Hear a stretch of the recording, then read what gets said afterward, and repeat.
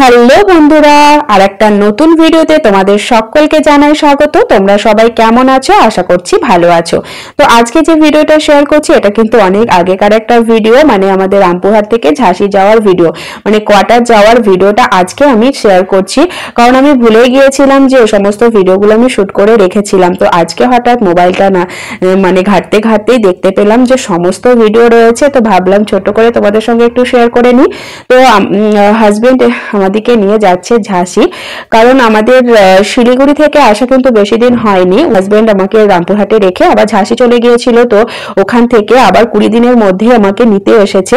কারণ কোয়ার্টারটা আমরা 20 দিনের মধ্যে পেয়ে গিয়েছিলাম, ভেবেছিলাম 1 থেকে 1.5 মাস লাগবে, কিন্তু আমরা খুব তাড়াতাড়ি পেয়ে গিয়েছিলাম।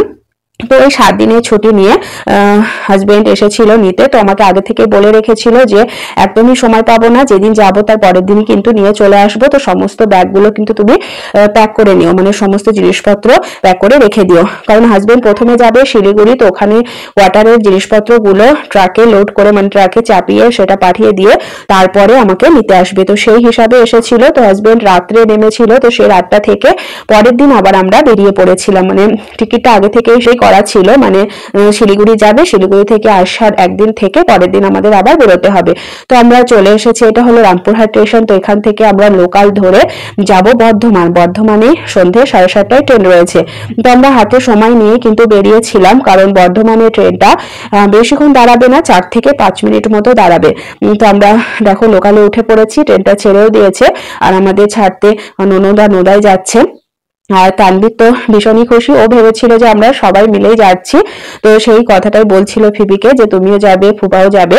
তো আমরা বর্ধমান স্টেশন চলে এসেছি।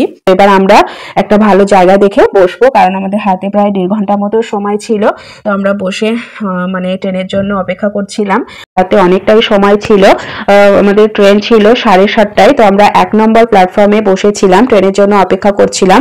আর একদম সিঁড়ির কাছেই ছিলাম, কারণ ট্রেনটা 1 বা 4 দুটোর মধ্যে একটা প্ল্যাটফর্মে লাগার কথা ছিল। তো আমাদের ভাগ্যটা ভালো ছিল, 1 নম্বরেই লেগেছিল। তো একদম সকাল সকাল ঘুম থেকে উঠে গেছি, তখন প্রায় 6:30 হবে, 6টা কি 6:30 বাজবে, কুয়াশা পড়ছে। তখন তো প্রচন্ড ঠান্ডা ছিল। তো ঘুম থেকে উঠে ব্রেকফাস্ট করে নিয়েছিলাম, আর ছেলে ঘুমাচ্ছিল, ওকে একটু পর উঠিয়ে ব্রেকফাস্ট করে দিয়েছিলাম। তারপরে ও বসে ও পাপার সঙ্গে গল্প করছিল। আর এদিকে দুপুরের জন্য অনলাইন থেকে অর্ডার করা হয়েছিল, মানে পরে স্টেশনে দিয়ে যাবে। তো আমরা অনলাইন থেকে ভাত, ডাল, ইডলি, সাম্বার এসবই অর্ডার করেছিলাম।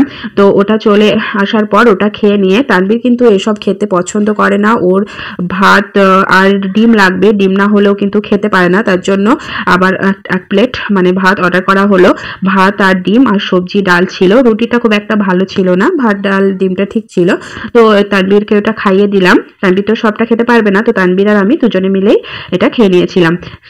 তারপরে বিকেল 3:30টার সময় আমরা ঝাঁসি পৌঁছে গিয়েছিলাম। তো এটা হলো ঝাঁসি স্টেশন। তো ঝাঁসি স্টেশনের বাইরে চলে এসেছি, এখান থেকে আমরা অটো নেব। তো অটো নিয়ে চলে যাব কোয়ার্টারে। তো আজকের এই ছোট্ট ব্লগ ভিডিওটা তোমাদের কেমন লেগেছে অবশ্যই জানাবে। আর যদি ভালো লেগে থাকে তো প্লিজ একটা লাইক ও শেয়ার করে দিও। আমার ভিডিও যদি তোমাদের ভালো লেগে থাকে তো প্লিজ চ্যানেলটিকে সাবস্ক্রাইব করে পাশে থাকবে। দেখো আমরা বেরিয়ে পড়েছি, আর স্টেশন থেকে কোয়ার্টারটা খুব একটা দূরে নাই, 20 থেকে 30 মিনিটের রাস্তা। তো আমরা চলে এসেছি। আর আমাদের জিনিসপত্র, মানে কোয়ার্টার থেকে শিলিগুড়ি থেকে আমাদের জিনিসপত্রগুলো আসতে সময় লাগবে, মানে প্রায় রাত হয়ে যাবে 8টা। তো তাই হাজবেন্ড আগে থেকে কিন্তু 2টো গদি কিনে রেখেছিল, আর একটা রুম ভালো করে পরিষ্কার করে গিয়েছিল। আর বাড়ি থেকে বেডশিটটা এনেছিলাম, তো সেটাই ভালো করে পেতে দিয়ে রাতে আমরা শুয়ে পড়বো, আর কোনো কাজ করবো না। পরের দিন থেকে সমস্ত কাজ শুরু হবে, মানে কোয়ার্টার গোছানো কাজ।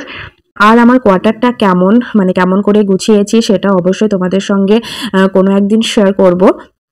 তো আজকের ভিডিও এইটুখানি, তোমাদের কেমন লেগেছে অবশ্যই জানাবে। তো চলো টাটা, দেখা হচ্ছে অন্য কোনো ভিডিও বা ফটো নিয়ে। তোমরা সবাই ভালো থেকো, সুস্থ থেকো।